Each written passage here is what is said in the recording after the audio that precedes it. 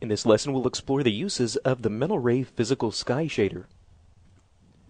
So this Physical Sky Shader can be applied as a lens shader to your camera, just like any of the other lens shaders. Now this particular lens shader is especially powerful when used together with the physical sunlight. These two nodes together can be used to very quickly create a nice outdoor type illumination for us. Now rather than connect these manually to the camera, we can actually take a look inside the render settings. Go into the Indirect Lighting tab if you're using Maya 2009 or above. And if we go to the Physical Sun and Sky, we can actually click on Create, and this will automatically generate all the nodes for us. So now we have our physical sky that has been connected to our camera automatically. So if we take a look inside the camera, go down to the Mental Ray tab, you can see all the appropriate connections have been made, as well as the exposure has now been connected as the lens shader. So let's take a look inside of here, and let's just take a quick render to see what we have so far. And you can see right away that now we have the sunlight, where we have some kind of directionality to our light, and we also have this physical sky background. Now this is what we're going to focus on for the duration of this lesson. If you want to learn more about the physical sunlight, we actually have an entire lesson dedicated specifically to that. So you can refer to that lesson if you want to learn more about the physical sunlight. So let's begin by taking our light, and I'll just scale this up so that it makes it a little bit easier to select. And we can alter this and position this to control the direction of our sunlight. But if we want to actually control the environment, we do have that capability. So let's take a look inside the Physical Sky tab, and you can see there are actually several attributes available to us. The first is the overall multiplier. So this is really just a intensity multiplier, where if it's set to a value of 0, we get no effect of the Physical Sky shader. If it's set to a value of 1, we get the full effect, and we can start to overdrive this if we take this up to a value past 1.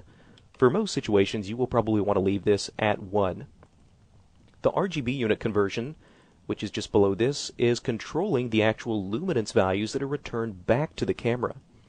So with these, once they're set to higher levels, we start to get much brighter luminance information returned back to the camera. For most situations, if we are going to be using the simple exposure that's automatically been connected to our camera for us, we will want to leave these values as they are. However, if we're going to be using something like the photographic exposure, we may need to adjust these slightly in order to get the correct luminance values returned back to us. And we'll talk more about what those values need to be in the lesson that deals with this photographic exposure. Now below the RGB unit conversion, we have the haze. Now this is really controlling the overall amount of medium that's in the environment, and this can kind of help to scatter some of the light that comes in and start to shift things a little bit more toward the red side of the spectrum. So right now, with the value of the haze set all the way to 0, if we were to take a quick render of this, you can see that overall our sky is fairly blue. Now we do have just a little bit of red in our scene because we do have the physical sun that's oriented in a little bit more of an angled direction, so this is now simulating something that's a little bit later in the evening. So let's save this for comparison and start to increase this haze. If I press Control and start to left mouse drag on this value, I can really use this haze just like a slider. So I can just start to increase this numerical value. And again, as we start to increase this, this will start to scatter some of the light and really kind of simulate something that's a little bit more of a dusty type of atmosphere. So let's save this for comparison and re-render. And you can start to see how that will begin changing the coloration of our overall scene. You can see how this will start to kind of add a little bit more of a dusty appearance up into the sky. You'll also begin noticing that we now have a little bit stronger effect of the indirect illumination that's happening on the backside of these buildings. Again, because this hazier environment will now be able to more effectively scatter this light that's in the atmosphere and start to bring a little bit more light into some of these indirect lit areas. Alright, now just below this we have the red-blue shift.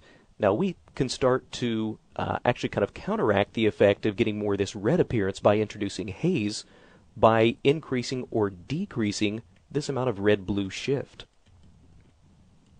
So if we start by increasing this, let's bring this up to value of around 2. Again, we'll save this for comparison. You can start to see how this will begin giving us some really interesting kind of stylized effects. However, this is one of these values that a little bit of change can really make a dramatic amount of difference. So for the most part, these red-blue shift values will really just require very slight increases. As we start to increase this to a positive value, this will begin shifting it a little bit more toward the red end of the spectrum. If we want to counteract that, we can begin increasing this to a negative value, and this will begin shifting things a little bit more toward the blue side of the spectrum.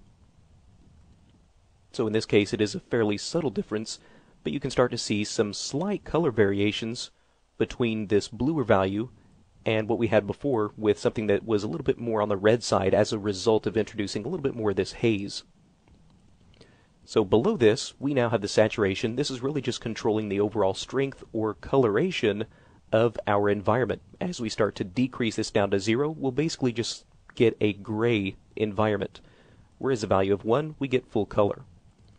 Now horizon height, this is controlling the cutoff point of where the sky meets this horizon in our physical sky shader. So right now, if we find that this is a little bit too intrusive, or if we don't like where this line is based on our camera angle, we can always come back and begin lowering this horizon height. So we can drop this down. And you can see once we render that the line that we had before is no longer there. And you will also notice now that there is a little bit more of a blue tint now to our render. That's because now, as a result of having this line be moved further down, we now introduce a little bit more of the sky into the sampling area, and now we start to get a little bit more of this blue tint from the final gather into the rest of our scene. So be aware that as you start to adjust the horizon, that will, as a consequence, start to have an effect on the actual color of your rendered image. Now below that, we have the horizon blur and the horizon color, or the ground color. Now these two attributes are really just controlling the actual blur line that will happen between the sky and the horizon if it is visible, and the ground color will really just control the color of this area that we do have below the sky. So right now it's set more to a gray color, but we could change that if we wanted to get a little bit more of a kind of a grassy type of appearance, or something a little bit darker blue. So this could maybe be the effect of water instead of just an empty gray mass here. Now below this, down a little bit further, we have the sun and disk intensities. Now these really are controlling the visibility of the sun. If I were to angle this direction of light to where it's facing a little bit more toward the camera, so we could now start to see a little bit more of the sun back between these two buildings. Let's see if we can angle the light and get that effect.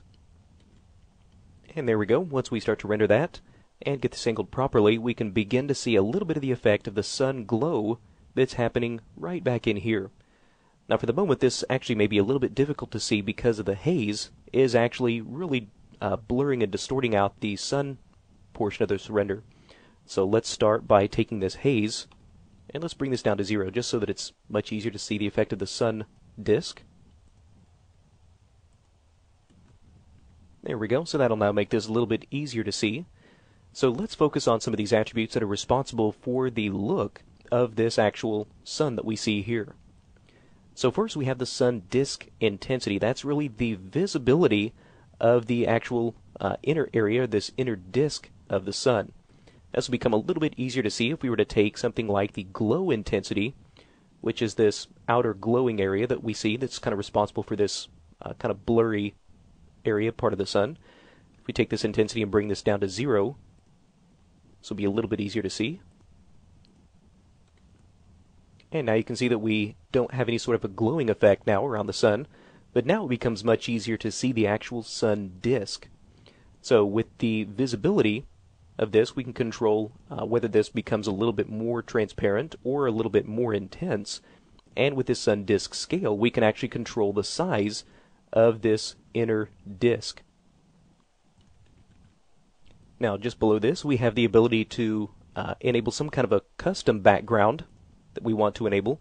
So right now, if we were to just turn on this use background but not plug anything into the actual attribute itself, if we were to render this out, we could actually now render this image with a transparent background. So if you take a look at the alpha channel, now we have no background information. But what's nice is that this actually has had no effect on the actual coloration of our city itself. All it's done is remove the background. So this is perfect for compositing purposes if we want to use some kind of a external application to now slip in our own background image. Now, if we want, we could actually render our own custom background image into this. So to do that, all we now have to do is, with this Use Background checkbox enabled, now we define some kind of a background to use. So let's click on the color chip for this. And we first need to plug in some kind of a background lookup node. So let's scroll down, and we'll take a look at the MIB background lookup.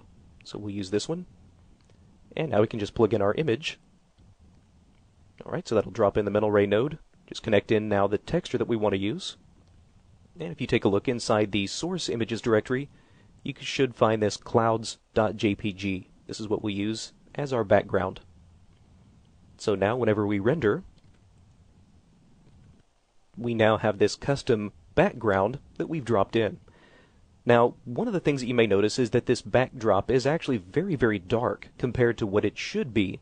The original image is actually much, much brighter, so if you drop some kind of an image into your background, you may need to counter this by actually plugging in a few extra nodes into the shading network that's responsible for this. So if we take a look inside the lookup background node and expose the input and output connections for this, what we'll probably need to do is just use one quick node over here in the Maya Nodes tab. If we scroll down, we can use an intensity multiplier for this, so we'll drop in a multiply divide node.